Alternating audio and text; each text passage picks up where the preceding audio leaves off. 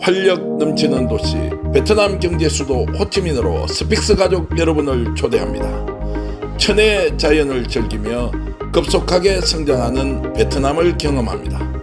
철저한 검증을 거쳐 잘 먹고 잘 쉬며 재밌는 경제문화 공부를 곁들입니다. 제가 함께 하겠습니다. 평생 기억할 호치민 여행 투어 스픽 세구미 투어 리타 트래블 베트남. 시청자 여러분 안녕하십니까? 특집 토론을 스픽스가 마련했습니다. 한국 사회의 정치 구조 정말 대책이 없을 정도로 극단적으로 치닫고 있습니다. 이런 상황에서도 우리가 짚어야 할 문제는 짚어야 하고 따져야 할 문제는 따져야 하고 또 미래를 설계해야 되는 것이 있다면 그 미래 또한 설계하는 것이 국민으로서 또는 현실 정치에 몸담고 있는 사람으로서의 의무라고 생각합니다. 그런 의미에서 스픽스가 두 차례의 특집 토론을 통해서 정말로 대한민국을 짊어지고 나갈 청년 정치인들에게 우리의 문제를 직접 물어보고 또 그들은 어떻게 바라보는지 저희들이 토론을 해보고자 합니다. 오늘 첫 순서로는 민주당에 소속해 있는 전용기 국회의원을 비롯한 청년 정치인 세 분과 토론을 하고요. 다음 주에는 국민의힘에 소속해 있는 또 변호사와 청년 정치인 세 분을 모시고 토론을 하겠습니다. 오늘 그 첫 번째 시간은 민주당에 소속해 있는 세 분과 함께 토론을 할 것인데요. 여러분 기대하셔도 좋고요. 그리고 생각보다도 더 뜨겁게 토론할 것이니 채널 고정하시고 스픽스를 시청해 주시면 고맙겠습니다. 먼저 오늘 출연하신 세 분 소개하겠습니다. 제 옆자리에 계신 분부터 소개해 드리는데요. 더불어민주당 지상록 경남도당의 청년위원장 나오셨습니다. 어서 오십시오. 네, 반갑습니다. 긴장하지 않으시나요? 괜찮아요? 예, 경남에 있다가 이제 한양까지 진출하게 되니까 제법 긴장이 되지만 오늘 열심히 잘해보도록 하겠습니다. 예, 이제 잘 해보실 때 저를 쳐다보고 하지 마시고 카메라를 봐야 여러분 이제 시청자들을 직접 보실 텐데요. 아마 오늘 이 방송을 몇만 분은 보실 겁니다. 그래서 이제 많은 분들이 기대하실 텐데 비록 뭐 처음 보는 얼굴일 수 있지만 지상록 경남도당 청년위원장은 기초의회 의원 출신으로서 지금 더불어민주당의 정말 불모지와 같은 경남에서 열심히 활동하고 있는 청년 정치인이다 이렇게 소개해 드리겠습니다. 그리고 그 옆자리에 이현택 더불어민주당 전남도당의 청년위원장 나오셨습니다. 어서 오십시오. 네, 안녕하십니까. 광주에서 올라오셨죠? 아니요, 저는 전남 순천에서 올라왔습니다. 순천에서 올라오셨고. 예. 원래 광주가 고향이시고. 예, 광주가 고향입니다. KTX로 올라오셨나요? 예, 아침에 새벽 7시 반에 출발했습니다. 네. 어떻습니까? 이제 올라와 보니까 긴장이 됩니까? 아니면 기대가 많이 됩니까? 저는 좀 더 스튜디오가 큰 줄 알았어요. 예. 생각보다 작네. 그런데 이제 아마 우리 이 화면을 보시는 분들은 스튜디오가 굉장히 크다고 생각하는데 솔직히 말씀드리면 요즘 카메라 기술이 워낙 좋아가지고요. 좁은 공간에서도 아주 넓게 이렇게 나옵니다. 그리고 이제 오늘 이 자리가 있기까지 가장 좀 신경을 많이 쓰고 있는 전용기 우리 더불어민주당 국회의원 나오셨습니다. 어서 오십시오. 네, 반갑습니다. 더불어민주당 전국 청년위원장 전용기 의원입니다. 오늘 우리 더불어민주당을 이끌고 있는 청년 정치인들 같이 나왔는데요. 우리 시청자 여러분들께서 우리 청년 정치인들의 생각을 한번 들어봐 주시고 항상 많은 응원과 이렇게 많은 가르침 부탁드리겠습니다. 감사합니다. 역시 국회의원이 이제 발언하는 거는 확실히 짜임새가 좀 더 있다는 생각이 듭니다. 어쨌든 편안하게 토론하면서 청년들은 정말 지금 현재 시국을 어떻게 보고 있는지, 윤석열 정부를 또 어떻게 평가하고 있는지, 여의도 정치를 어떻게 바꿔야 하는지 좀 솔직 담백하게 그렇게 이제 토론을 좀 진행을 해 보겠습니다. 제가 이제 토론 진행 전에 시청자 여러분께 한 말씀 드리고 싶은 것은 우리 눈에 보이는 정치가 전부가 아니다. 대한민국은 미래로 나아가야 하기 때문에 그 미래는 어떤 세상이 펼쳐질지 정말로 궁금하기도 하고 또 누군가는 주인으로서 우리 국민들을 이끌어가야 하는데 그렇다면 정치만이 해결 수단으로 가장 우선시 되어야 하는 거 아니냐 이런 생각을 이제 하고 있고요. 그런 면에서 오늘 이 토론을 좀 더 진지하고 그리고 의미 있게 여러분들께서 받아주시면 좋겠습니다. 자, 청년에게 대한민국 미래를 묻다. 오늘 본격적인 토론에 이제 들어가겠습니다. 지상록 위원장 보시기에 지금 양평 게이트 어떻게 보입니까? 저는 한마디로 요약해서 김건희 여사의 첫 작품이 물거품이 될 위기에 놓였다. 너무 뻔한 거 아니겠습니까? 10년 넘게 진행되었던 사업이고요. 예비타당성 조사까지 마친 사업이 윤석열 정부가 들어서자마자 변경이 되었고 하필 그 변경된 위치에 김건희 여사의 땅이 있다. 국민들께서도 너무 합리적으로 의심할 수 있는 사안을 원희룡 국토부 장관은 백지화라는 이상한 헛소리를 하고 있고 방귀낀 놈이 상례듯이 그런 행동을 하고 있기 때문에 지금 더 의혹이 증폭되는 것이고 얼마 전 국토위 행안위 질문에 있었어도 원희룡 장관의 태도라든지 답변을 보면은 점점 더 의혹만 증폭되었다고 말씀드리고 싶고요. 저는 또 이렇게 국책 사업까지 해먹으려는 그 윤석열 대통령의 대범함, 김건희 여사의 대범함, 그리고 기존에 진행되어 있던 사업의 노선까지 변경하면서 해먹으려 하는 그 알뜰함에도 저는 한 번 더 감탄을 금치할 수 없습니다. 자, 뭐 청년 정치인이긴 하지만 이제 해먹는다는 이제 표현은 우리가 어쨌든 여러 가지 이제 진상이 규명되고 이렇게 갔을 때 이제 표현을 할 수 있는데 어찌됐든 지금 국민들의 정서는 뭔가 거대한 음모가 사전에 작용이 되었다. 그래서 결과적으로는 김건희 일가의 재산상 이익을 위해서 고속도로 노선의 종점 변경이 된 거 아니냐. 이렇게 계속 문제 제기를 하고 있고 특히 민주당에서 지금 이 문제는 국정조사 추진하고 특검까지 가자 이런 이제 견해를 가지고 있는 거죠. 그러니까 뭐 의심을 안 할 수가 없는 상황이지 않겠습니까? 이 갑자기 여태까지 통과된 게 1년 안에 그러니까 윤석열 정부가 출범하자마자 갑자기 양서면에서 강상면으로 이동을 했어요. 근데 공교롭게 거기에 김 여사의 땅이 있는 거죠. 사실 우리가 김건희 여사의 일가의 땅이라고 이야기를 하고 있지만 대통령의 재산 신고에 이 내용이 들어가 있거든요. 그러니까 대통령의 배우자인 김건희 여사의 땅이 여기 양평 강상면에 있는 이런 상황인데 우리가 마치 그냥 김건희 여사의 일가 땅이 있다 이렇게 보기보다는 대통령 부부의 땅이 지금 여기 있다라는 상황이거든요. 이게 갑작스럽게 바뀐 것은 분명한 냄새가 난다 이런 생각을 좀 할 수 있을 거라고 보고 있고요. 문제는 뭐냐면 윤석열 대통령이 침묵하는 사건들은 분명한 이유가 있을 것 같습니다. 몇 가지 침묵 안 하거든요. 항상 뭐 민주당의 공세가 들어오면 윤석열 대통령께서는 그거 아니다 잘못됐다 또 민주당이 뭐 쓸데없는 소리 한다 이런 식으로 얘기 나오는데 지금 이 건 같은 경우에는 입을 꾹 닫고 있습니다. 몇 가지 딱 말씀만 드리면 장모가 구속됐을 때 말씀 한마디도 안 하셨거든요. 그리고 김건희 여사가 외국 순방 나와가지고 명품 쇼핑을 했을 때도 아무 말 안 하셨어요. 그리고 지금 딱 이 문제 정확하게 아무 말씀 안 하고 계십니다. 이런 것들을 봤을 때 분명한 이유가 있을 거라고 저는 보고 있는데 여기에서 민주당이 가만히 있을 수만은 없습니다. 지금 정부 여당이 뭐라고 주장하냐면 원안대로 가는 게 아니고 강상면안을 가지고 아니 이거 너무 정쟁으로 몰고 가지 마라. 양평 군민들을 위해서 그냥 고속도로 이거 이대로 추진하자. 당신들 사과해라 라고 이야기하는데 이 말은 즉슨 김건희 여사 땅에 도로 놓게끔 너가 가만히 있어라 라는 얘기밖에 안 되거든요. 그래서 이번 문제는 정확하게 왜 이게 옮겨졌는지 그리고 이 땅이 어떻게 갑자기 튀어나오게 됐는지 이런 문제들을 우리가 정확하게 짚어보기 위해서는 국정조사가 필요하다. 저희는 그렇게 보고 있습니다.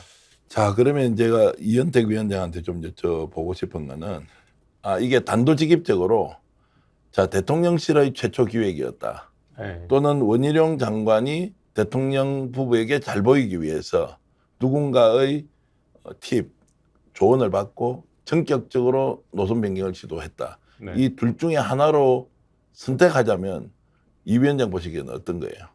저는 그 두 가지 안보다는 전 세 번째 안을 말씀드리고 싶은데 그래요? 네. 예. 저는 이게 그냥 단순히 원희룡 장관이 본인이 스타가 되기 위해서 하지 않았나 그런 생각이 들거든요. 그러니까 지금 원희룡 장관이 지금 한동훈 장관한테 뭔가 조금 질투심 같은 게 있지 않나 저는 그런 생각을 좀 하고요. 그래서 그런 차원에서 원희룡 장관이 다음 대선에서 어떤 보수 정권의 어떤 아이콘으로 등장하기 위해서 하지 않았나 저는 좀 조심스럽게 그런 생각을 좀 해봅니다. 이제 그 말씀은 결국 이제 원희룡 장관이 이제 자기 대권을 놓고 좀 영향력을 키우기 위해서 한동훈과 경쟁 관계에 있으니까 본인의 존재감을 적극적으로 드러내기 위해서 이번 이 사건에 대해서 오히려 본질보다는 이제 외형적으로 본인이 굉장히 뭐 적극적으로 나서는 투사나 또는 자기 지도자 이미지를 부각시키기 위해서 쇼를 하고 있다. 이제 이렇게 이제 보고 계신 걸로 이해하겠습니다. 예.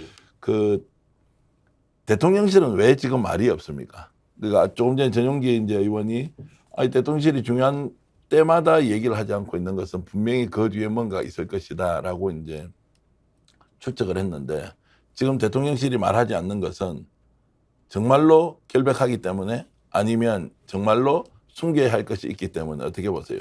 김건희 여사의 작품이기 때문에 대통령실에서는 아무 말을 하지 않고 있다고 저는 그렇게 생각을 하고 있고요.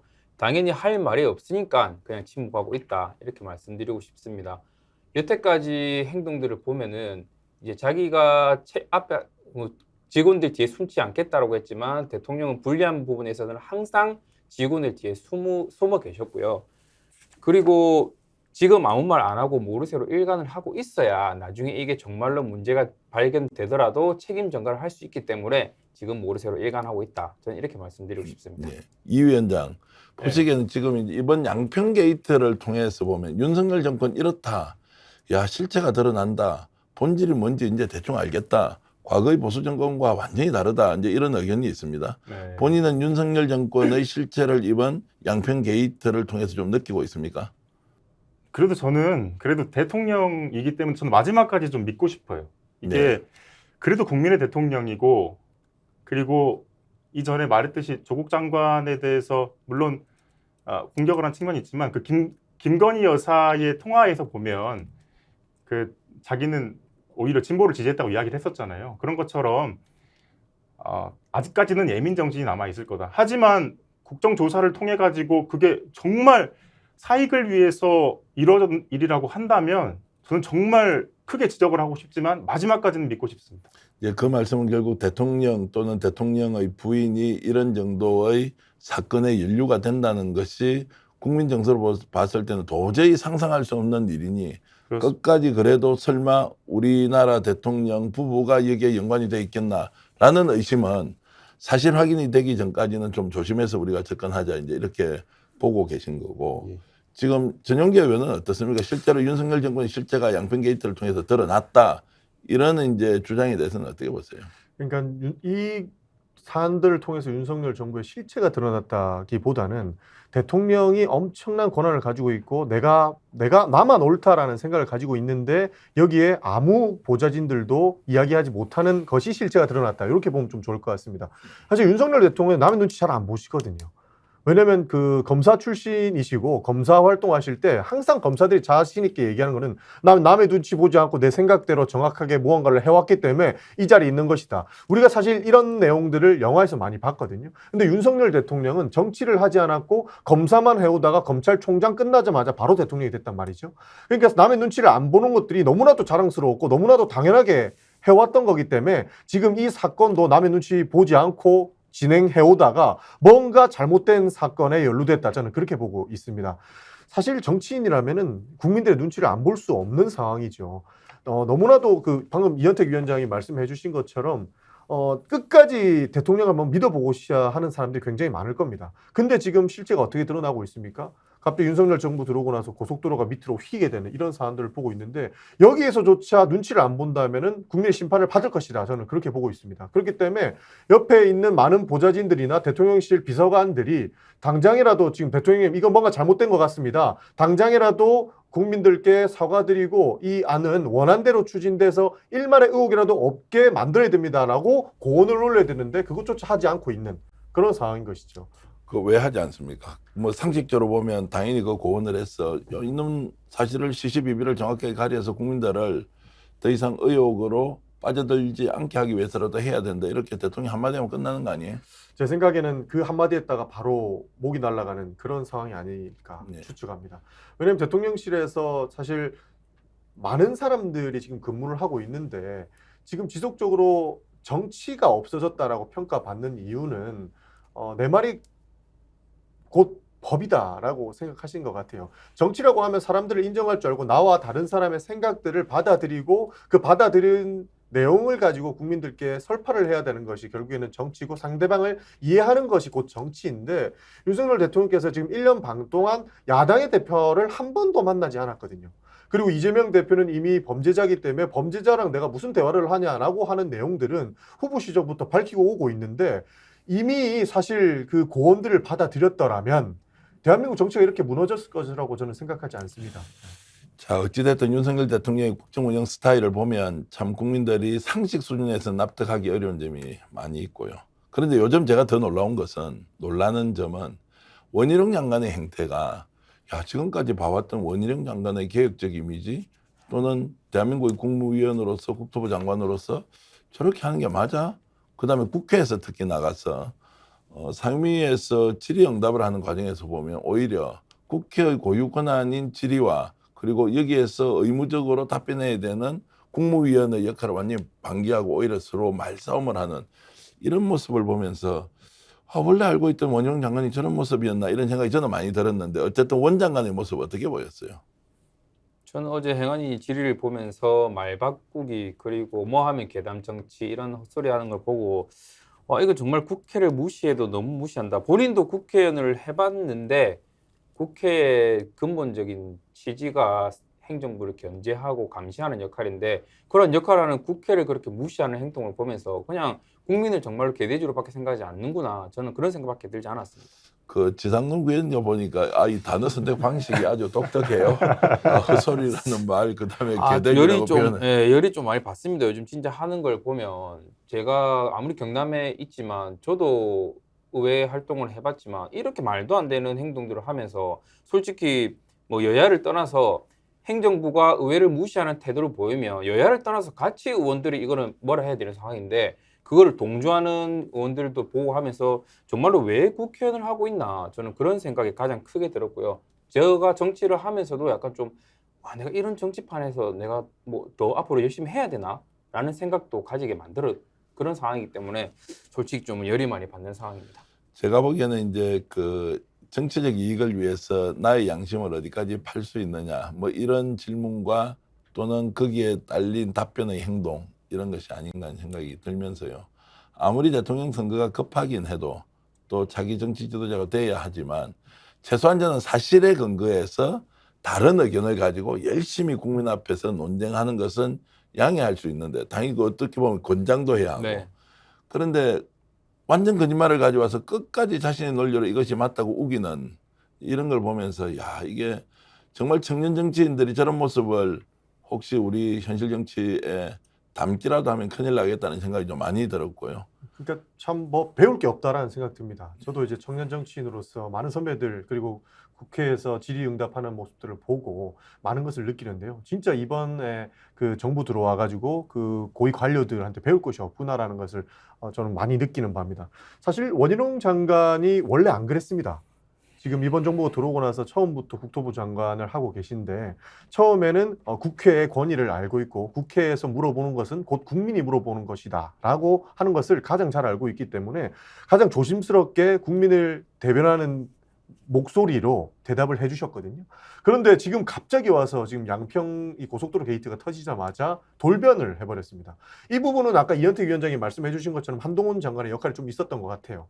사실 어떠한 문제에 대한 본질보다 정쟁으로 넘어가야만 이 사안들을 타개할 수 있다는 것들을 지금 이 정부가 많이 느껴왔다고 보고 있거든요. 그런 측면에서 원 장관도 갑자기 민주당이 잘못했다. 민주당 때문에 이 고속도로는 추진할 수가 없다. 백지화하겠다. 이런 식으로 정쟁으로 타개해 나가려고 하는 모습들을 갑자기 보이고 있거든요.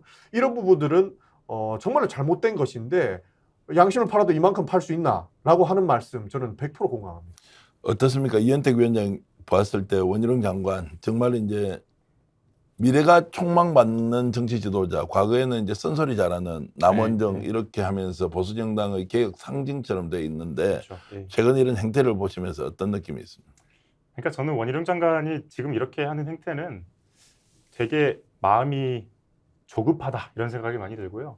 사실 원희룡 장관은 보수의 소장파 개혁 세력으로서 굉장히 어떻게 보면 합리적 보수라는 말을 많이 들어왔거든요. 근데 어떻게 보면 보수 세력의 그 당내 권력 싸움에서 저는 밀려서 제주지사로 갔다고 생각을 하거든요. 근데 제주지사로 밀려서 계속해서 그 중앙 정치에 대한 어떤 그 상상의 나래를 계속 펼쳤던 것 같아요. 이렇게 펼치다가 자기가 이제 정책본부장을 하면서 결국은 이제 국토부 장관까지 왔고 이 상황에서 저는 대선의 가도가 보인다고 생각합니다. 그래서 어떻게든 보수 세력 안에서 자기가 어떻게 보면 진정한 일타 강사가 되고 일타 강사를 넘어선 원장이 어떻게 되고 싶지 않나 그런 생각을 가지고 있습니다. 아까 이제 이현택 위원장 말씀 중에 윤석열 대통령이 끝까지 애민 정신을 가지고 있는 지도자일 것이다. 그 믿음을 확인되기 전까지는 내가 포기하지 않겠다고 말씀을 하셨고요. 네. 정말 이제 좋은 자세로 정치를 하신다 이런 느낌이 있습니다. 근데 원장관 문제도 똑같이 질문하면 네. 원장관 문제도 본인이 지금 수없이 많은 이야기를 하지 않습니까? 네. 그 이야기를 정말 진실에 근거해서 하고 있다라고 믿고 계신지 네. 아니면 지금 완전히 궁지에 몰렸으니까 이걸 어떤 식으로든 벗어나기 위해서 네. 거짓말을 계속 만들어서 네. 확대 재생산하고 있다고 보는지 네. 원장관에 대한 판단은 어떻습니까? 사실 원희룡 장관은 방금 말씀하셨던 것 중에서 후자에 저는 가깝다고 생각하고요. 거짓말 시키고 있다. 예. 이거는 그냥 그러니까 어떻게 보면 수단인 거죠. 네. 자기가 더 높은 가도로 가기 위해서 그 윤석열 대통령과 그리고 김건희 여사한테 내가 정말 충성을 다하고 있고 나는 보수 세력을 지키기 위해 정말 열심히 노력하고 있다라는 메시지를 던지고 있는 거라 생각합니다. 자, 그렇게 메시지를 던지고 있으면 이것이 이제 국민 정서나 또는 보수 여당 쪽에 있는 분들도 제가 아는 분들이 큰일 났다, 양평 게이트 처리 잘못하면 정말로 감당할 수 없는 후폭풍이 일 수 있다, 이제 이렇게 하면 당연히 대통령이나 영부인이 직접 나서서 이 문제를 조기에 진화시켜야 하잖아요. 네. 아니면 아니다, 빨리 뭐 어떻게 정리정돈을 해야 되는데, 근데 대통령실에서는 전혀 그런 움직임이 없이 오히려 이것은 국토부에서 알아서 할 일이다, 이렇게 이제 얘기하고 있습니다. 어떻게 보세요? 앞서 말씀드린 것처럼 이제 누가 봐도 이상한 이 양평 게이트 사건을 나중에 들키고 나면은 책임 전가할 곳이 필요하니까 아예 이쪽에는 발도 담그지 않는다는 그런 뉘앙스를 제스처를 취하고 있다, 저는 그렇게 생각이 들고요. 원희룡 장관은 일단 처음 실을 잘못 깬 것 같습니다. 거짓말이 또 새로운 거짓말을 부르듯이 계속해서 지금 거짓말만 하고 없는 말을 지어내고 있는데 이것이 결국은 원희룡 장관의 과잉 충성도 정치 생명에 가는 이제 위험한 그런 행동들이 될 거라 저는 그렇게 생각합니다. 이제 원장관도 대통령도 결코 이 문제를 이런 방식으로 풀어가서는 이제 손해가 나지 절대 이익이 되지 않을 것이다, 이런 네. 의견이었고요. 애초에 이런 내용들이 나온 것 자체가 엄청난 손해인 거죠. 그리고 아까 이현택 위원장님께서는 원장관의 쇼다 이렇게 평가를 해주는데 저는 좀 다릅니다. 원장관 이거 아무것도 모릅니다. 이 사안에 대해서. 네. 아무것도 모르는데 일단 본인이 국토부 장관으로서 이거 정리를 해야 되니까 갑자기 뛰어들었고 그게 결국에는 백지화 사태까지 충곡요법 사태까지 온 거라고 보고 있거든요. 이번에 그 국토위에서 질의한 것들을 여러 가지를 보니까 뭐 사실 개발에 대해서 잘 모르시는 것 같아요. 수번 지역이기 때문에 절대 개발이 불가능하기 때문에 여기는 돈이 절대 오를 수 없다고 하는데 결국 이소영 의원 질의의 마지막에는 수변구역도 결국에는 그 지자체장의 권한으로 이것을 좀 변경해서 풀어달라면 풀 수 있구나 정도까지 끌어내지 않았습니까? 그러니까 원장관은 일단 이것을 자신이 알고 있는 사안에만 대입을 해서 헤쳐나가려고 하다 보니까 이렇게 사고가 난 것이고 이게 정치적인 쇼가 된 이런 상황이지 이 원장관이 모든 걸 설계해서 이렇게 했다고 저는 보지 않습니다. 그 정부 여당 측에서도 이 고속도로 게이트가 결국에는 본인들에게 돌아올 것을 충분히 인지를 하고 있는 것 같아요. 그래서 저는 이런 주장이 되게 흥미로웠는데요. 차라리 일단 기부해버려라. 기부를 해서 나는 절대 이익을 보는 것이 없을 정도다. 라고 대통령실이나 김건희 여사 측 그 일가에서 이야기를 한다면 오히려 국민들께서는 좀 받아들여 줄 수 있지 않겠느냐라는 그런 이야기까지 하더라고요. 사실 국민들도 다 느끼고 있지 않습니까? 이런 부분에 대해서 이 문제 돈 벌려고 하는 것 아니면은 원안으로 돌리던가 이 땅을 포기해버리는 제스처라도 나왔다면 더 이상의 의심이 필요 없을 텐데 그런 내용 전혀 없이 민주당이 잘못했으니까 민주당 때문에 지금 진행이 안 되니까 민주당이 사과하면 이거 그대로 정리하겠다라고 이야기하니까 더 문제가 되는 거라고 생각합니다. 그래서 국정조사가 필요하다라고 주장을 더 하는 것이고요. 제가 오늘 이제 출연하신 세 분보다 조금 나이를 더 먹었으니까 제 의견을 조금 곁들이면요. 네. 자신의 이익 앞에서 저 사람들이 기부라는 행위를 통해서 정치적 이런 그 궁지에서 빠져나간다.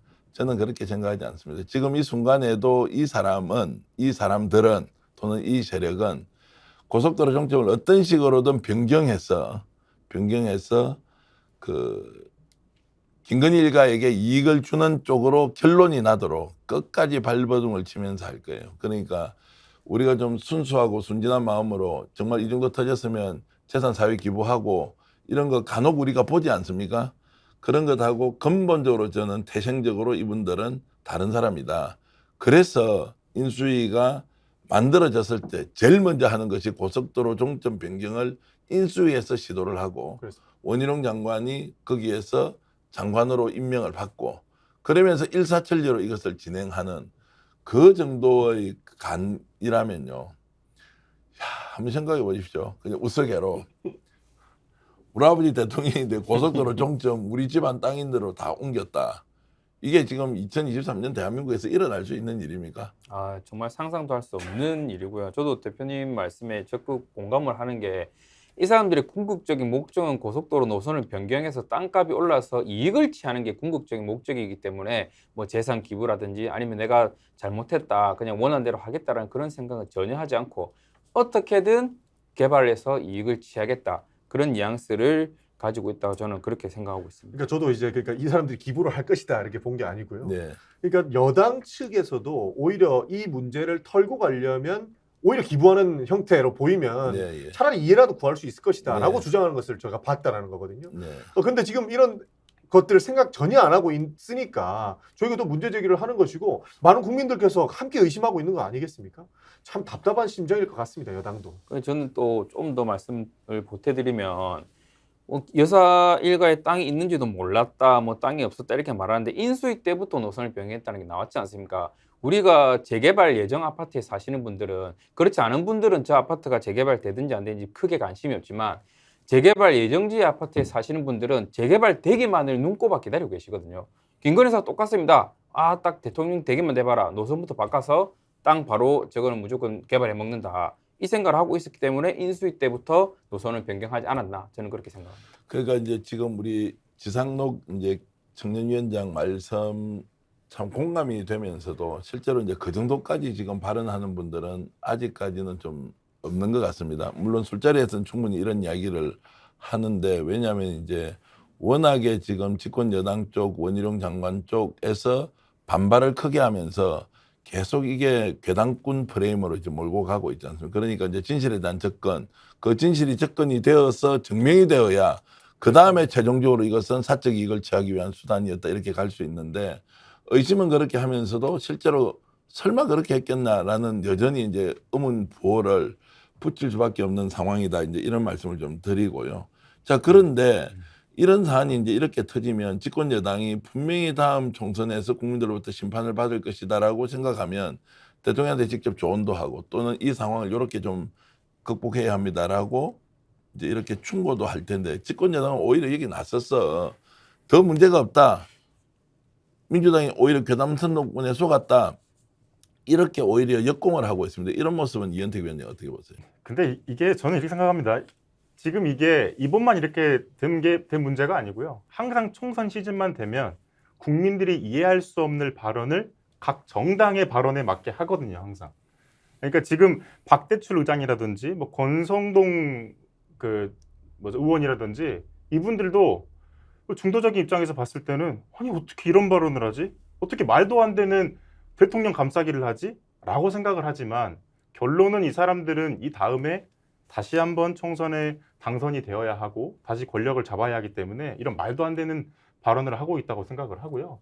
이제 그 말씀은 이제 결국 다음 총선에 공천받기 위해서 지금은 오히려 대통령이나 김건희 여사 눈치 살피면서 그 사람들이 듣기 좋아하는 말만 하면서 국민 정서 아예 외면하고 그렇죠. 자기 정치하고 있다 이렇게 이제 보신다는 말씀으로 이해하겠습니다. 네. 그러니까 우리가 지금 이 많은 의심들을 지금 우리가 토론을 하고 있지 않습니까? 네. 근데 저는 그런 것 같습니다. 이 정부 여당이 정쟁으로 몰고 가서 이 문제를 일단 타개해 보려고 하는 것. 아까 우리 대표님께서 말씀해 준 것처럼 설마 대통령실이나 김건희 여사가 자기네 땅에다가 도로를 옮기려고 했겠느냐.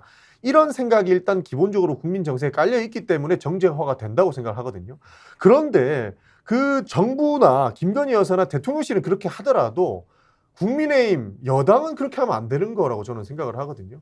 지금 전부 눈치 보고 공천만 받으면 된다고 생각을 하는지는 모르겠는데 이거 이대로 방치했다가 권력형 비리로 실제로 번지게 된다면 정말 대한민국을 망치는 길을 동조하고 있다라고 볼 수 있는데 이게 민주정당으로서 할 일인가에 대한 의심을 안 할 수가 없어서 저는 국민의힘 의원님들이나 국민의힘 을 구성하고 있는 당원들께도 이 부분을 같이 의심하고 실제로 문제가 없게끔 같이 좀 타개해 나갔으면 좋겠다는 말씀을 드리고 싶을 정도입니다. 상당수 이제 국민의힘의 당원으로 활동하는 합리적 뭐 이렇게 좀 의식을 가지고 있는 분들도 설마 그렇게 했겠나?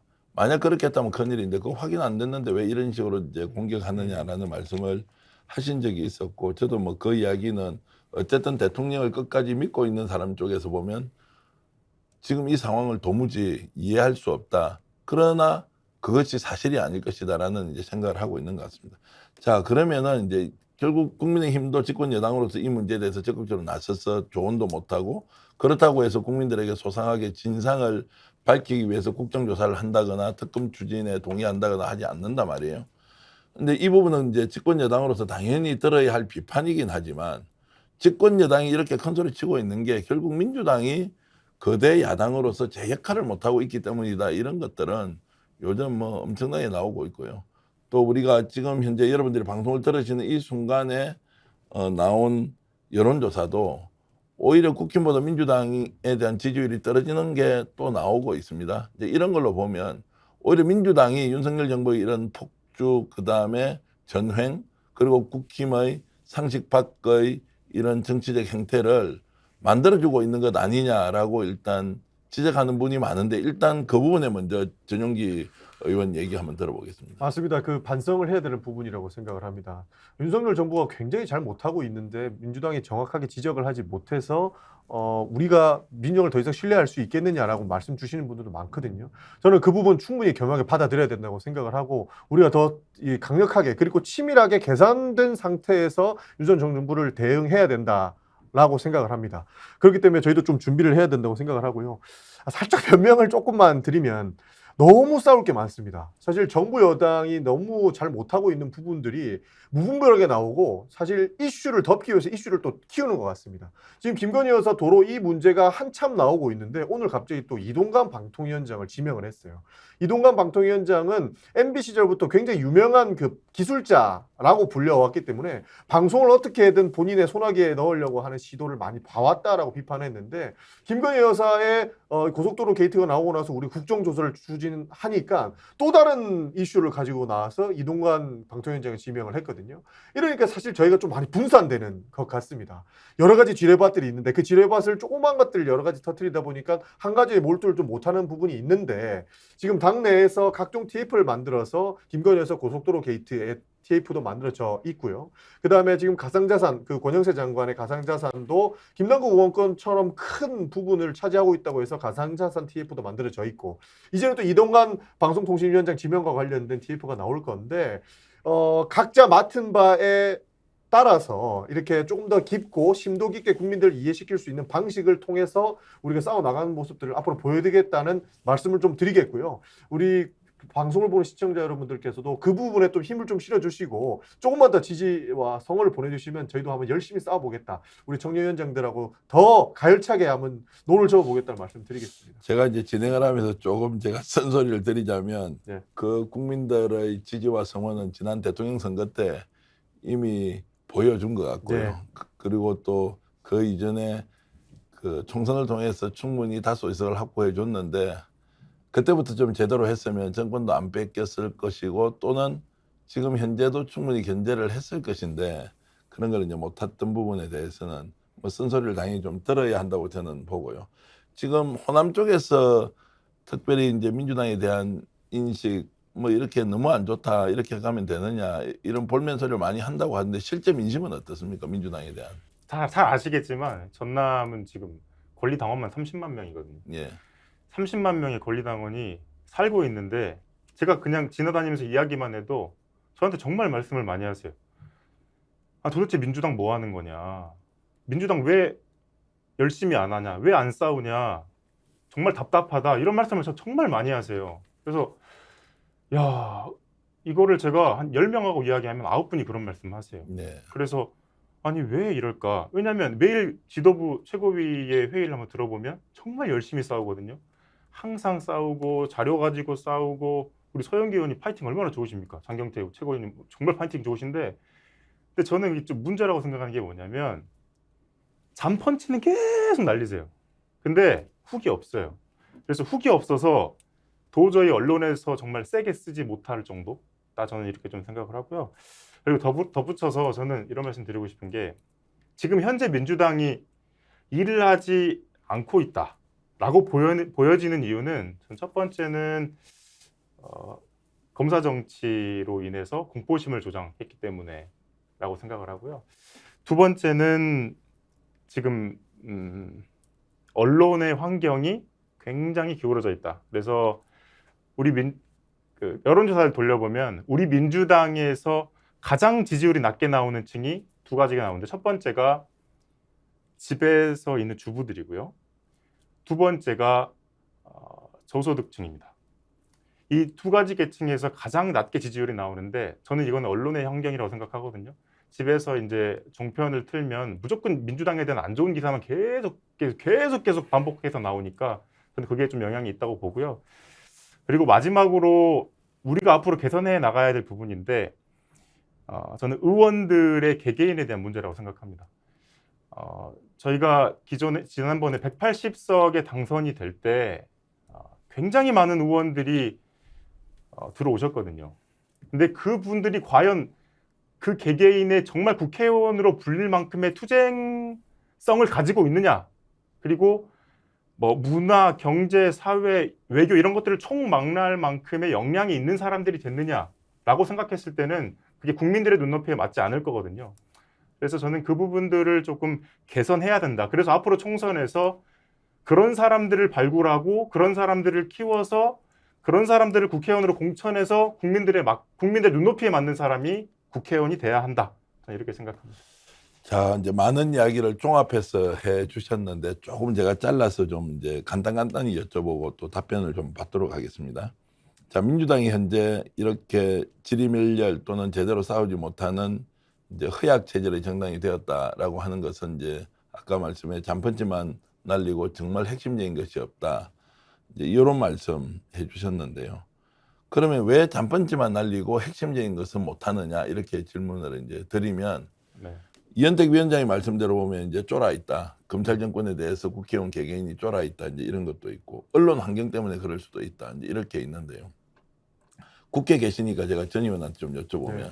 실제로 지금 검찰 뭐 독재 정권 이렇게 표현하지 않습니까? 그것 때문에 민주당 국회의원들이 자신도 혹시 수사 대상이 될까 싶어서 걱정을 많이 하는 분위기가 있습니까? 뭐 아예 없다고는 말씀드리기 좀 어려워요. 아예 없다고 하면은 있다는 건데 그럼 있는 것도 어느 정도 있느냐? 이것이 구체적으로 국회의원의 헌법기관으로서의 의정 활동에도 영향을 줄 만큼 그런 것인지. 그 정도까지는 아닌 것 같습니다. 자, 그러면 그 정도가 아니라면 조금 전에 이제 공포 정치에 쫄아 있을 게 아니고 잔번째 아니고 큰 번째를 가지고 뭐 죽든 살든 결판을 보자 이렇게 좀 거리로 나와주거나 또는 국민들을 직접 만나거나 아니면 집단적으로 스크럼을 짜서 이렇게 움직이면 한 20-30명만 움직여도 국민들이 확 느낌을 좀 다르게 할 수 있는 거 아닌가요? 그러니까 일단 많은 준비는 하고 있습니다. 우리가 잔펀치를만 내면 또 안 된다라는 이야기도 저희 사실 많이 들었거든요. 그러면서 어떠한 방식으로 좀 치고 나가야 되냐 하는 것도 사실 전략적으로 많이 검토를 하고 있는데 국민들께 많이 안 보여주는 경향도 어느 정도 있는 것 같습니다. 사실 그 각자가 각 개개인으로서 국민들도 많이 만나고 있고 실제로 어떠한 방식에 어디에 많이 투자할 것인가도 많이 공부하고 있는데 그런 것들이 사실 언론에 조금씩 나오거든요. 이제 그런 부분들을 조금 더 부각시키는 방법을 좀 더 써야 될 것 같습니다. 검찰의 공포 정치에 사실 많이 휘둘리지는 않습니다. 그러나 어느 정도 인지를 하고 있냐면 얘네들 그냥 아무거나 쓸데없는 거 가지고 아무튼 공격을 하겠구나 라는 정도는 인지하고 있습니다. 지난번 우리 조국 사건 때 보면 조국 교수가 뭐 기소도 하고 지금 여러 재판을 받았던 내용이 처음에는 사모펀드로 시작했는데 결론은 표창장 위조로 되지 않았습니까? 그때도 압수수색 엄청 많이 들어왔는데 지금 이재명 대표에 대한 수사도 300회 이상 수사를 했고 1년 넘게 털었는데 아무것도 없지 않겠습니까? 그러나 지속적으로 괴롭히고 그 괴롭히는데 피해는 결국에는 민주당 성향의 사람들이 본다라는 정도는 인지하고 있는 것이지 저 사람들이 무서워서 싸우지 못하겠다 이 정도는 절대 아니라고 저는 말씀드릴 수 있을 것 같습니다. 자, 호남의 민심은 일단 민주당이 제대로 싸우지 않는다. 10분 중에 9분을 만나면 민주당 권리당원 중에 도대체 너희들 뭐 하는 거냐 이렇게 이제 질타를 하신다는 말씀 해주셨고요. 그러면 네. 이제 보수 정치의 뭐 상징 또는 이제 뭐 대표격인 경남 같은 경우는 네. 아무래도 이제 민주당세가 그렇게 크지 않지 않습니까? 네. 이 지역에서는 지금 현재 윤석열 정권의 이런 국정 운영 행태, 그 다음에 지금 뭐 국힘 또는 민주당의 지금 이제 이런 그 좀 허약한 대응 이런 부분은 어떻게 보고 있습니까? 이제 이현택 위원장이 이제 호남에 10번 중 9명은 민주당 왜 이러냐라고 이제 말씀을 해주신다고 했는데 저는 아주 가분한 칭찬 그리고 위로를 받고 있다라는 생각을 하고 있는데요.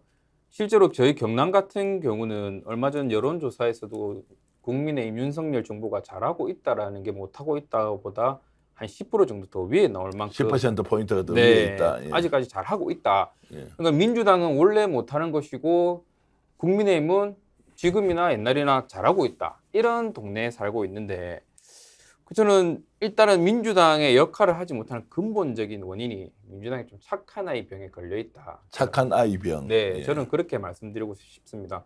싸울 줄도 모르고 상대가 칼을 들고 있으면 나뭇가지라도 들고 와서 싸워야 될 건데 자기는 끝까지 뭐 주먹만으로 싸우겠다. 이렇게 하고 있으니 솔직히 저희 같은 민초 입장에서는 속에 천불이 나는 상황이고요.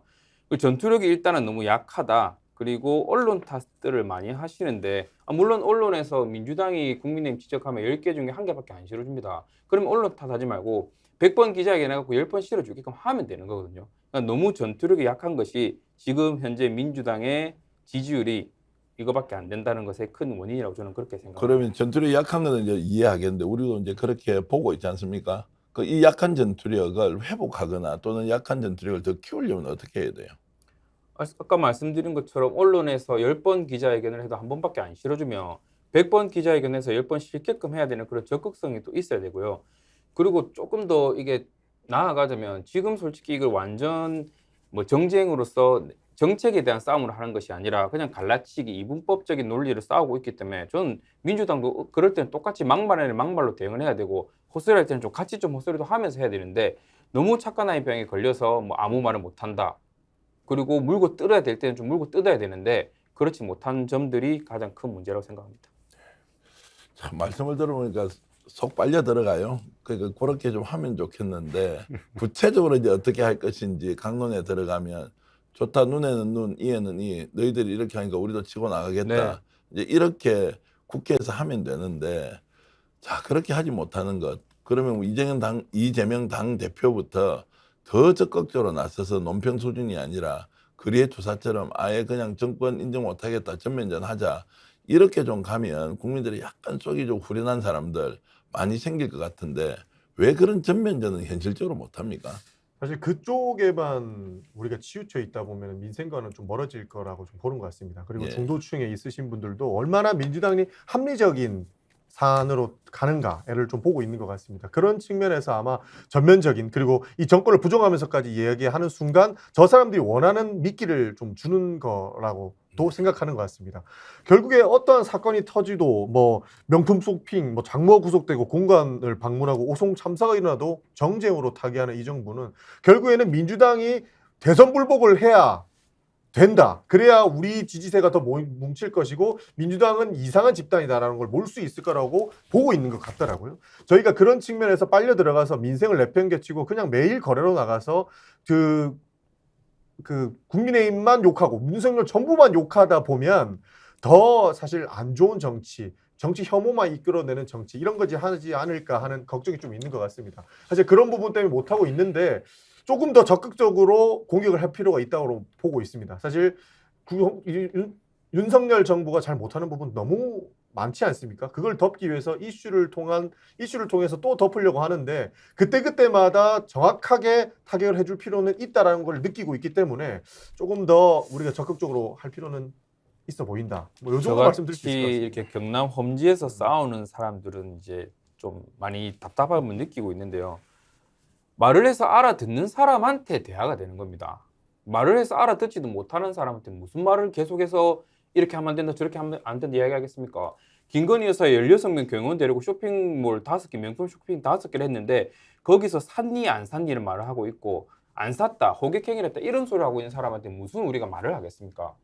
저는 정말로 그냥 사람이라 생각 안 하고 저희도 똑같이 강력하게 대응을 해야 뭔가 좀 변하고 그리고 중도층들도 그렇게 좀 싸워줘야 민주당도 일 좀 하는 것 같네라고 생각을 한다. 저는 그렇게 생각합니다. 자 아까 그러면은 이제 언론에 10번 중에 한 번밖에 안 실어주니까 이제 100번을 시도해서 10번 정도 나오게 하자라고 하는 것은 이제 언론하고 뭐 개별 정치인의 뭐 적극적인 자기 활동에 대한 이제 어필이라고 보고 네. 그거 말고 뭐 그것도 이제 한계가 있는 것이고요. 그 언론에 뭔가를 낸다는 것은 구체적으로 내가 행동으로 보여주는 과정이 이제 있어야 하는데 이제 그렇게 보면 그 구체적인 행동은 뭐가 돼야 되느냐 이런 좀 질문을 좀 드릴 수밖에 없는데요. 제가 조금 더 나가면 이런 거예요. 자 지금 윤석열 정부 인정 못하겠다. 이런 부분은 인정하지만 이런 부분 인정 못하겠다. 그럼 이것을 언론에다가 호소하는 방법도 있지만 본인이 거리에 나가서 투쟁을 하거나 또는 대통령실 앞에서 시위를 한다거나 또는 전국 방방곡곡을 예를 들어서 이번에 김용민 의원이 정말 우지순이라는 걸 통해 가지고 후쿠시마 오염수 방류 문제의 심각성을 국토 뭐 종주를 통해서 알린다거나 이런 이제 구체적인 행동들이 있어야 하는데 그 중에 무엇이 가장 효과적일 것이냐라고 혹시 이제 의견이 있으면 좀 한번 듣고 싶어서 질문을 드리는 겁니다. 혹시 제가 먼저 말씀드릴까요? 예. 네. 저는 제가 이제 우리 대표님께 좀 말씀드리고 싶은 거는 지도자시잖아요. 그리고 더 큰 지도자가 되기 위해서는 저는 자꾸 이렇게 사건이 터지면 따라가고 사건이 터지면 따라가고 이렇게 할 게 아니라 깃발을 먼저 꽂아놓고 거기로 국민들이 오게끔 하는 게 저는 큰 지도자라고 생각하거든요. 그래서 그 우리 미국 대선을 봤을 때 우리 클린턴이 국면 전환 어떻게 했냐면 당시에 It's a economy stupid 이렇게 말했거든요. 그러니까 이게 그잖아요. 아 바보야. 문제는 경제야 이 말이잖아요. 그러니까 지금 대표님께서도 이걸 타개하시려고 민생을 많이 말씀하시는데 전 첫 번째로 말씀드리고 싶은 게 민생 안 쓰셨으면 좋겠어요. 민생이 좋은 말인데 일반 국민들이 봤을 때는 민생이 뭐야? 이 단어부터 어렵거든요. 그러니까 저는 먹고 사는 문제를 해결하겠다라고 말씀을 계속 이 단어를 쓰셨으면 좋겠고 이 단어를 쓰시면서 이 민생에 관련된 법안들을 그러니까 입법부에서 할 수 있는 그 권한들을 잘 활용하셨으면 좋겠어요. 예를 들어서 윤석열 정부에서 저는 가장 이해 안 되는 것 중에 하나가 그 저소득층 생계에 관련 힘든 사람들한테 50만 원 빌려주고 그 50만 원에 대해서 15.9% 가져갔단 말이에요. 뭐 고리대금업자도 아니고 이거 정말 이해가 안 됐는데 그러니까 이거를 할 게 아니라 예를 들어 100만 원 대출을 해주는데 여기서 정부가 다 내준다든지 아니면 최소 뭐 1%만 내준다든지 이런 법안들을 상정해 가지고 이것들이 통과가 됐는데 윤석열 정부가 못 받아들일 수는 없을 거지 않습니까? 이거에 대해서는 그러니까 그런 것처럼 이 민생 법안들을 자꾸 치고 나가 가지고 이 깃발을 계속 꽂는 정말 큰 지도자의 모습을 보여줬으면 좋겠다 이런 생각을 좀 합니다. 이 부분에 대해서 우리 전 의원은 어떻게 보세요? 이재명 당대표에 대한 이제 고언 또는 충고, 뭐 질타 이런 것이었는데 어때요? 이 부분의 답변은 아까 지성락 위원장이 말씀해 주신 것처럼 답변을 드리면 될 것 같은데요. 뭐 대화가 돼야 그런 걸로 치고 나가지 않을까 싶습니다. 윤석열 정부가 가장 잘 못하고 있는 건 거짓말하면서도 얼굴색 하나 안 변하는 거라고 생각을 하거든요. 간호법 본인들이 공약해놓고 간호법 통과시키니까 거부권 행사하지 않았습니까? 뭐 이런 여러 가지 법안들을 일단은 치고 나가서 우리가 발의를 해놓으면 본인들이 유리한 거는 본인들이 발의했다라고 거짓말을 하고 있고 본인들이 공약해놓고도 마음에 안 들면은 그냥 거부권을 행사하기 때문에 이런 부분에서 우리가 먼저 치고 나가는 건 문제가 좀 있는 그런 상황인 겁니다. 그러다 보니 조금 우리가 어려움에 처해 있는데 그러나 민생과 경제, 먹고 사는 문제 해결에 대해서는 사실 민주당만큼 더 많이 이야기하고 이걸 관철시키기 위해서 입법 과제들을 수행하는 데는 잘 없다고 저는 생각을 하거든요. 이걸 좀 더 부각하는 데 노력을 해야 되겠다는 생각이 들고 사실 지상록 위원장이 말씀 주셨다시피 계속 싸워 나가는 것은 좋습니다. 그리고 어떠한 방식, 뭐 거리로 나가든 우지순을 통해서라도 지속적으로 돌아다니면서 행동으로 보여주는 것도 저는 100% 공감하는데 제가 계속 이 자리에 있다 보니까 방어를 하게 되는데 뭐가 문제냐가 되냐면 사실 아까 전에 저희가 말씀드렸던 것이피 저 사람들이 원하는 것을 들어줄 수 없다라고 저는 말씀드리지 않았습니까? 지금 정부 여당이 원하는 거는 정치 혐오인 것 같아요. 정치 혐오를 어떻게든 이끌어내서 사람들이 투표장에 안 오게끔 하는 게 저 사람들의 목표 같습니다. 내년 총선이고 뭐고 선거만 있다 하면 이 사람들 정쟁 일으킬 거라고 생각을 저는 하는데 많은 통계에서 제가 본 통계만 그런지 모르겠습니다만 많은 통계에서 사람들이 투표장에 나오지 않았을 때 피해보는 것은 민주당이라는 것을 좀 많이 봤습니다. 제가 선택적으로 통계를 봤을지는 모르겠습니다만 정말 많은 통계에서 사람들이 투표장에 나오지 않았을 때 피해보는 것은 민주당이라고 하는 것을 봤거든요.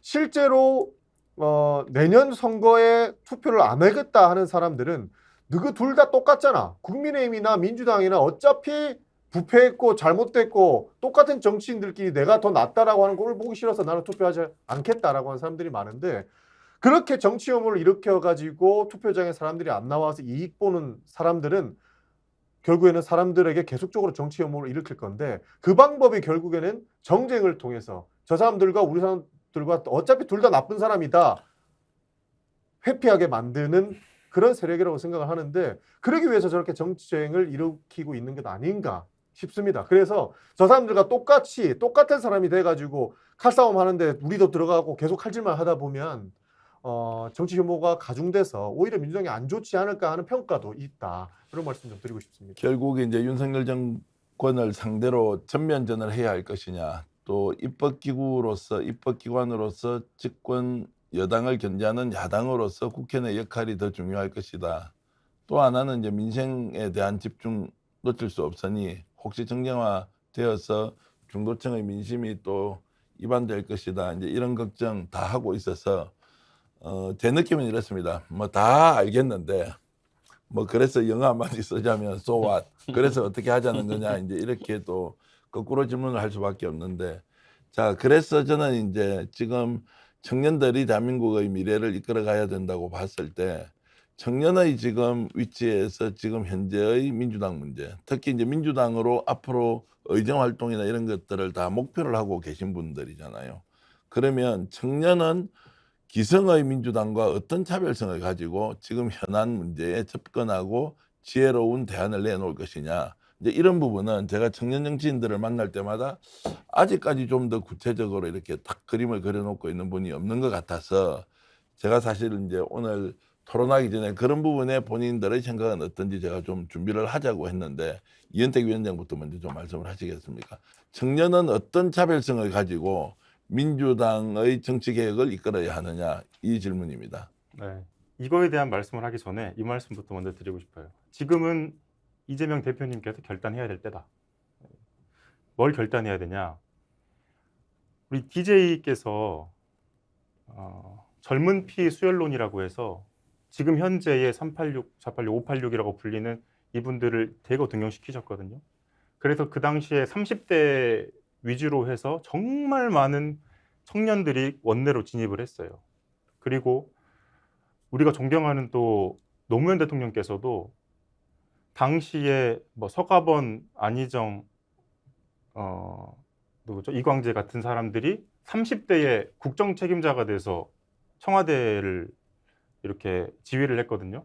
그런 것처럼 이재명 대표님께서 이번에 결단을 하셔가지고 우리 민주당의 좋은 청년들을 이렇게 발굴하고 끌어낼 수 있는 그런 저는 어떤 전환점을 만드셨으면 좋겠다. 저는 이런 생각을 가지고 있습니다.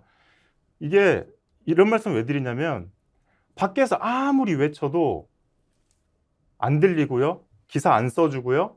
그리고 관심 가지지 않습니다. 근데 우리 옆에 우리 존경하는 전영기 의원님 계시지만 전영기 의원님이 국회의원이 당선됐기 때문에 조금이라도 기사를 써주고 또 관심 가져주고 하는 거지. 그렇습니다. 현실은 그래요. 그래서 저는 정말 이재명 대표님께서 이번에 결단을 좀 하셨으면 좋겠고 지금 이재명 대표님께서 총선 끝나고 퇴임을 하신다? 그러면은 어떻게 기억에 남겠습니까? 뭐 했지? 이재명 대표가 뭐 했지? 저는 이렇게 생각할 것 같거든요. 국민들이, 당원들이. 그러니까 저는 그런 결단을 좀 해주셨으면 하는 바람을 말씀드리고 싶습니다. 지금 이현택 이제 전남도당 더불어민주당 청년위원장은 이제 이재명 당대표가 적극적으로 나서서 청년 인재를 발굴하고 국회에 입성을 시켜야 뭔가 좀 바뀌어도 확실히 바뀔 수 있지. 지금 현재 상태에서는 아무런 변화 또는 큰 변화를 기대할 수 없다 이렇게 말씀하셨고 우리 지상록 위원장은 어떻게 보세요?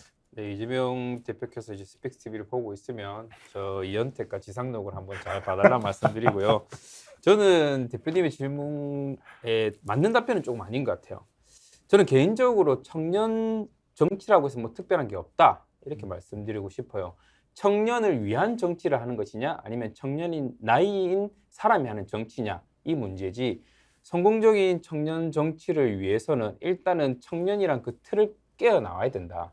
우리 아역배우 출신들이 아역배우라는 그 틀을 깨기 위해서 노력하듯이 청년도 청년 흡수할 것이 아니라 청년이지만 국민들에게 공감하는 그런 능력을 공감 능력을 갖추고 공감할 수 있는 발언이나 정치 행동을 통해서 공감대를 형성하는 게 중요한 것이지 청년들이기 때문에 무조건 뭔가 해달라, 혜택을 달라 이런 것은 전혀 아니라고 보기 때문에 청년 정치는 뭐 특별한 게 따로 없다. 저는 이렇게 말씀드리고 싶습니다. 조금 보태서 질문하면 그러면은 이제 우리 그 사회 이제 원로 네. 또는 노년층에 대한 여러 가지 이제 정책들 내놓고 또 네. 노인을 대표할 수 있는 분들이 뭐 국회에 입성을 한다거나 또 이런 것들을 하잖아요. 네, 거기도 어떻게 보면 이제 세대 문제를 가지고 네, 노인은 노인 문제 쪽을 잘 아는 사람이 맞고 청년 그쵸. 문제는 청년들이 좀 대변을 하자 뭐 이런 부분이 있는데 그 역시도 역시 노년이라고 하더라도 이제 나이의 얽매임이 아니라 정책으로 이렇게 접근해야 된다 이렇게 이해를 하는 게 맞습니까? 네, 저희 경남도당 청년회 단톡방에는 이제 학부모님이 계십니다. 네. 저희 청년회 들어도 되냐고 물어보셔서 들어오십시오. 이유는 자기 자식들이 청년이기 때문에 자기 자식들을 바라봤을 때 청년들에서 이런 말들을 좀 해주고 싶다 해서 들어오십시오 했거든요.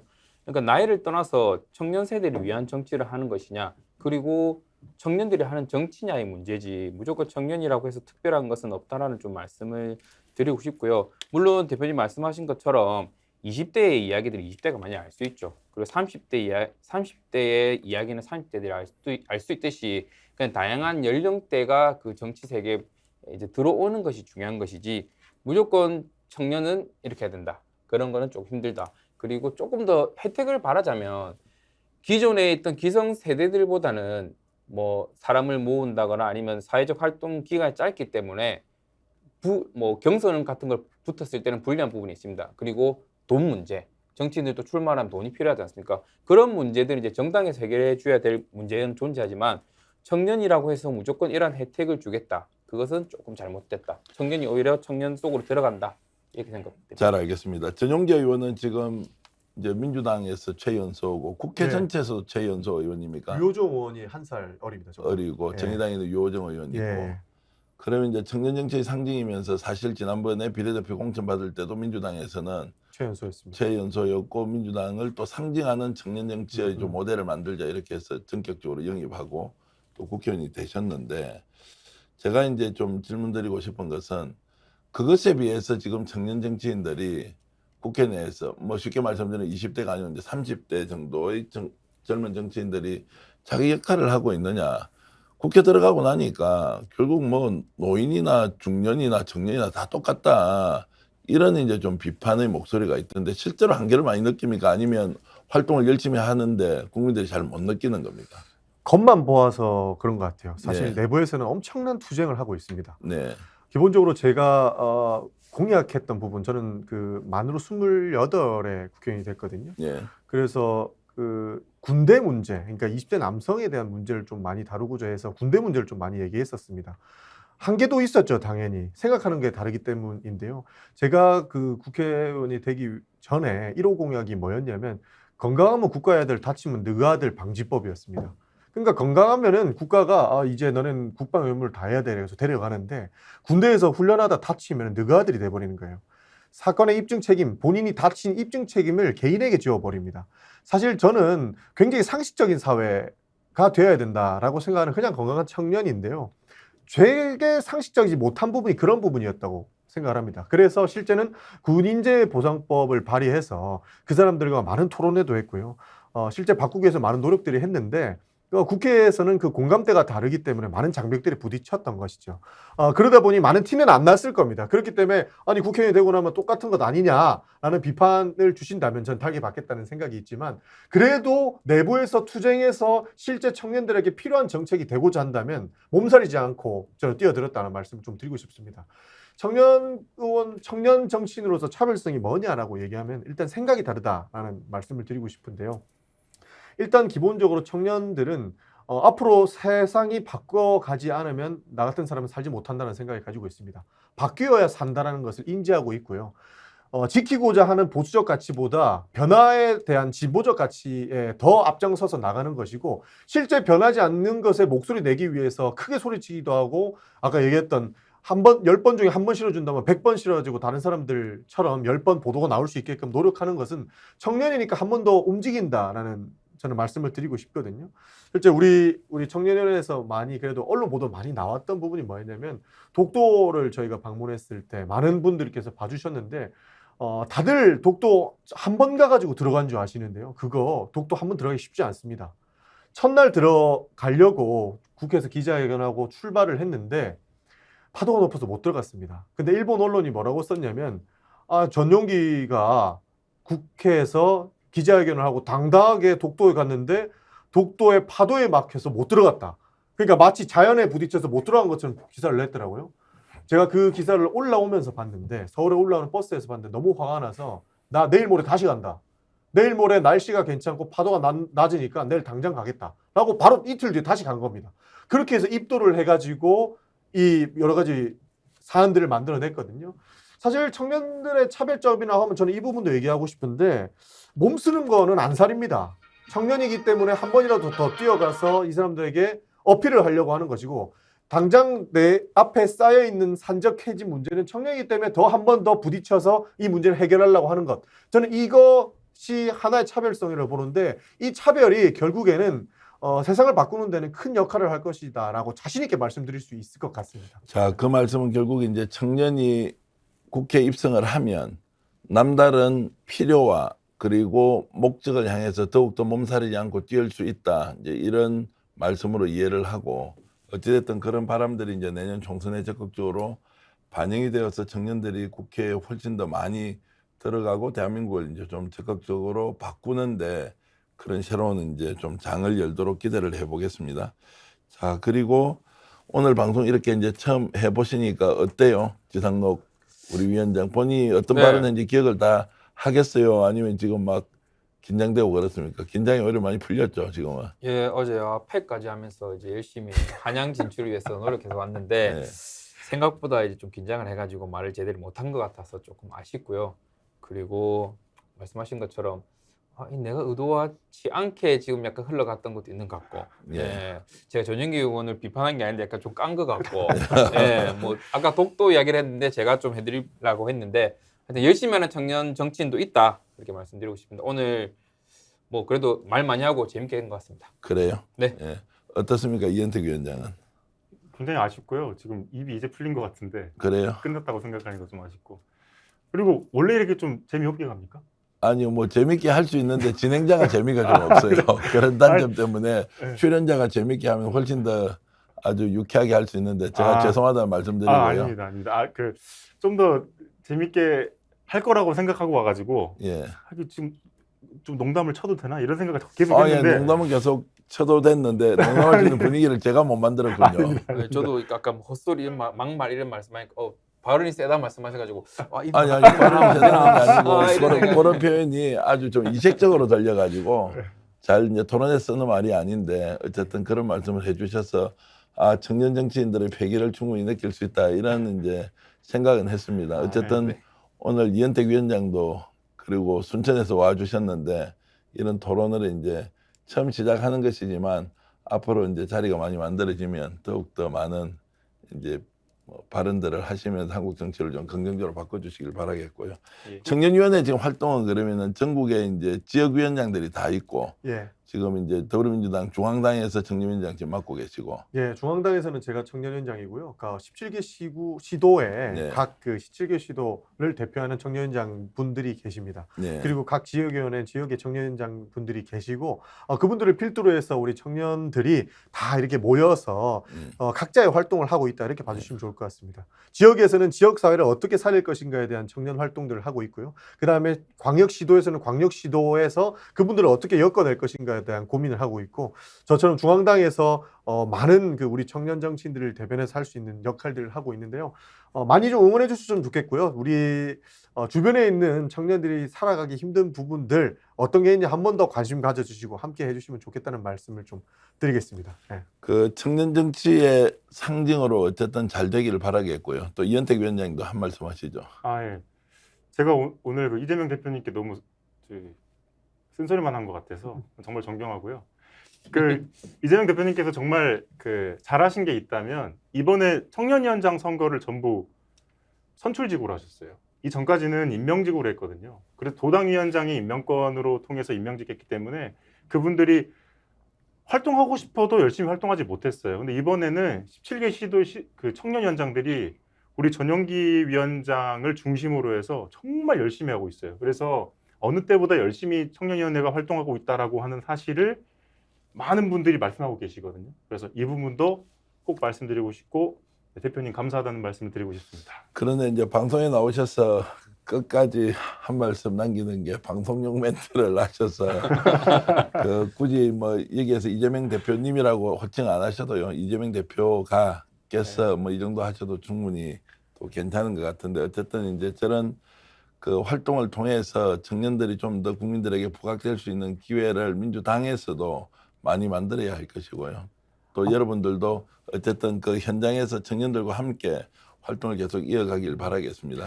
아마 지금 우리가 같은 내용에 대해서 같은 비판, 같은 아젠다를 가지고 싸우고 있기 때문에 아마 이 토론이 조금 재미없어 보일 수도 있는데 예, 다음번에는 우리 2화에는 이제 국민의힘 청년 정치인이 예 나오지 그렇게 않습니까? 나옵니다. 예. 나중에 3화, 4화에는 그분들하고 같이 토론을 하게 되면 조금 더 재미있는 토론이 되지 않을까. 뭐 아까 그렇게 막말도 하고 여러 가지 하면서 좀 더 속 시원하고 더 재미있는 방송이 되지 않을까 싶습니다. 재밌게 이제 토론의 링을 만들어 놓고요. 육박전을 하여튼 할 수 있는 기회가 이제 만들어지면 좋겠고요.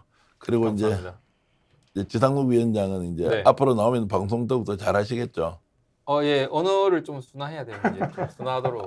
예. 아니 순화를 뭐 제가 이제 방송 시청하시는 여러분들께 말씀을 드리면 뭐 헛소리라고 하는 것보다 말이 안 되는 소리. 말도 그다음에 되는 소리 너무 듣기 거북한 소리 네. 이런 거는 어느 네. 순화보다는 네. 우리가 똑같은 내용을 전달하더라도 충분히 내용은 담고 네. 형식은 그래도 이제 좀 품격, 품위 네. 유지할 수 있는데요. 아직까지 그렇게 안 하셔도 되고요. 왜냐하면 네. 청년 정치인의 장점이 하고 싶은 대로 얘기를 다 해야 되죠. 여기에서 형식과 격식을 제대로 갖췄다.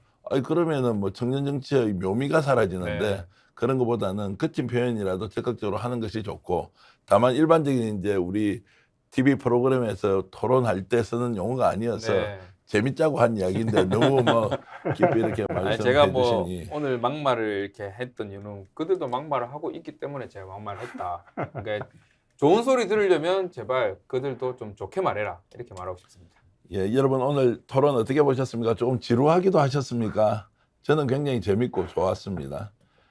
비록 오늘 첫 자리긴 하지만 이 젊은 정치인들이 앞으로 대한민국을 이끌어가야 하고 또 우리도 기성세대로서 젊은이들에게 길을 열어주는 것은 우리의 선택 사항이 아니라 의무이다. 이제 이런 생각으로 좀 부족하고 조금 어설프긴 하더라도 그 안에 진심이 담겨 있고 그 진심은 누구보다도 어떤 세대보다도 더 강력한 에너지를 품고 있다. 이것이 바로 청년 정치가 가지고 있는 힘이라는 생각 때문에 오늘 방송 출연해 주신 세 분 여러분 응원해 주시고요.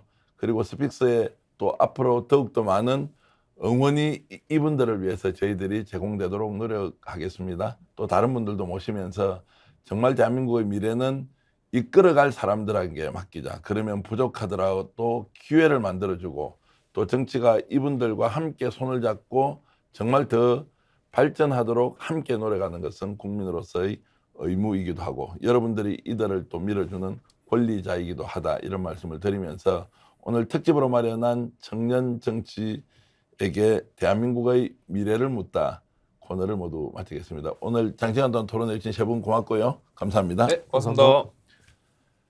시청자 여러분 다음 주에도 비슷한 주제를 가지고 또 보수정당에서 활동하고 있는 정치인들, 청년 정치인들 모시고 여러분들과 함께 토론하고 또 좋은 의견 공유하겠습니다. 시청해 주신 여러분 고맙습니다. 활력 넘치는 도시 베트남 경제 수도 호치민으로 스픽스 가족 여러분을 초대합니다. 천혜의 자연을 즐기며 급속하게 성장하는 베트남을 경험합니다. 철저한 검증을 거쳐 잘 먹고 잘 쉬며 재밌는 경제문화 공부를 곁들입니다. 제가 함께 하겠습니다. 평생 기억할 호치민 여행 투어 스픽 세구미 투어 니타 트래블 베트남. 놀라운 소식을 전하겠습니다. 바로 스픽스 몰입니다. 평등한 시민이 자유로운 시장에서 공정한 거래로 상생 발전하도록 쇼핑몰을 꾸몄습니다. 품질 지키고요, 신뢰 쌓고요, 여러분의 만족도 높이겠습니다. 놀라우시다고요? 바로 여러분이 만들어주신 기적의 성장 덕분입니다. 자유로운 방문 스픽스몰, 당당한 회원가입 스픽스몰, 지혜로운 소비 스픽스몰. 자, 100만 넘어갑니다. 200만을 합니다. 회원가입 부탁해요.